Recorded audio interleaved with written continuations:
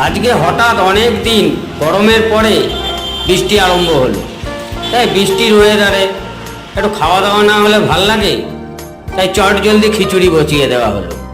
এবার শুধু কি খিচুড়ি খাবো, খিচুড়ির সঙ্গে পাঁপড়ও ভেজে নেওয়া হলো। পাঁপড়টা তেলে দিয়ে তারপরে পাঁপড়টাকে ভালো করে ভাজা হলো। এবার শুধু পাঁপড় ভাজা আর খিচুড়ি কি ভাল লাগে, তার সঙ্গে ডিমের অমলেটও তৈরি করা হলো। প্রথমে ডিমটাকে ফাটিয়ে নিয়ে ওটাকেও ডিমের অমলেটের জন্য কড়াইতে ঢেলে দেওয়া হলো। এবার ডিমের অমলেট, পাঁপড় ভাজা আর খিচুড়ি, ওয়েদারটাও এত সুন্দর এই মরশুমে, তাই আপনাদের সঙ্গে শেয়ার না করে আর পারলাম না।